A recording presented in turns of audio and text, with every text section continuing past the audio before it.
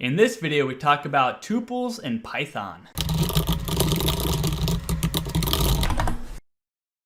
All right, so let's go ahead and get into it. Now let's look at our chart real quick. So tuples are ordered, so they're in an order, so a set order. So that means we could use that index function to pinpoint items in our tuple.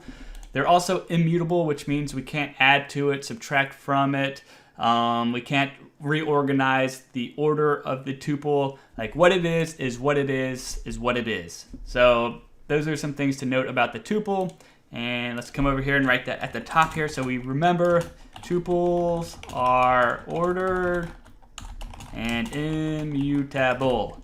All right, so we got that down. Sweet. Now, since tuples are ordered and immutable, meaning you can't add, subtract anything to them, you might be wondering why you would use a tuple compared to a list. Well, a couple of reasons. So tuples are faster for the computer to go through and look through than lists are. So speed is one thing. Another thing is if the information is not going to change at all. For example, what I think about a lot is things that happened in the past. For example, stock prices. Like a stock price yesterday at whatever time is what the stock price was yesterday at whatever time. Like that amount is not going to change ever. Like that's what it is, that's what it was, etc. So in that case, you'd probably want to use a tuple, again, because it's faster to sort through that data, but also since it's immutable, nobody can go in there and adjust the price or anything like that because they shouldn't be going in there and adjusting the price because that could mess up other things. So anything that you don't want to get messed up because it's not going to change, it's a good time to use a tuple because of that immutable property. And also when you don't need to add and subtract things, like it's faster. So that's why you'd want to use tuples compared to lists. Let's go ahead and set up our first tuple. So we'll just do our fruits example here. And to set a tuple, you can wrap it in parentheses like I am doing here. So bananas, apples, oranges, grapes. Alright, cool. Let's go and print our tuple real quick. Fruits. Run it. So bananas, apples, oranges, grapes, just like that. Now also, kind of shorthand is if you don't use the parentheses, Python will assume that this is a tuple. So it's kind of like standard code processes or whatever to, if you're setting a tuple to not use those parentheses unless you actually need the parentheses to clarify things. So they want you to use as least amount of characters as possible to do what you're trying to do. And so if we are setting up a tuple and we don't need parentheses, we don't write parentheses. So I'm going to leave the parentheses off for this video because we don't need parentheses to clarify anything. We know that fruits is a tuple and that's how it's going to run. Now, since tuples are somewhat similar to lists, except that you can't add, subtract anything from it, they do have some similar methods and functions that you can use, and we're about to go through a few of them. But all those ones where we're appending or subtracting or removing or anything like that, like those do not work with tuples. So if you watched my list video, a lot of those functions and methods are not going to work with tuples, but we'll go through some of the ones that do work.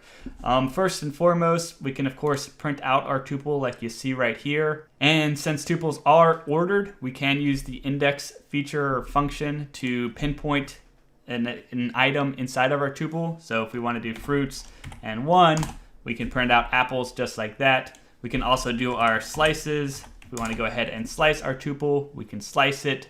So just like we were doing with our lists and just like we were doing with strings as well. So we can slice and pinpoint items with our index. You could also go ahead and find out the length of a tuple if you want to with the len function.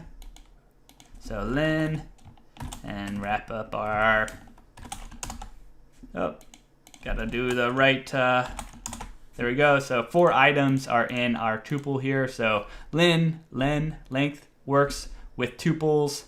We could also do max and min with our tuples. Max, so oranges, min is apples. You could also do sum if our tuple was numbers. So if we had some numbers in there, we could use the sum function here. Of course, it's not going to work here because I'm doing a string, but if we had a tuple with integers, we could use the sum function to get the sum of all the numbers in our tuple. Now, while we can't use the sort function, right, because it's a tuple and we can't rearrange how a tuple is set up, so we can't do sort like we get an error message, we can still use the sorted function. So we got print fruits, and we do sorted.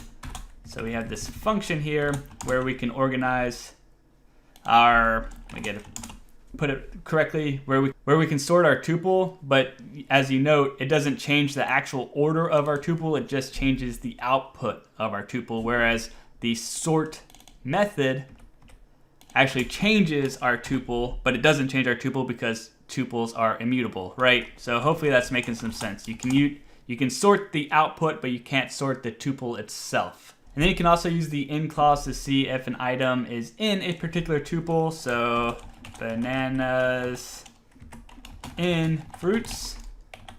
Run it real quick, true, but are pears in fruits, false. So the in clause works there. We could also iterate through our tuple with a for loop. So for fruit in fruits, print fruit, and wipe that out real quick.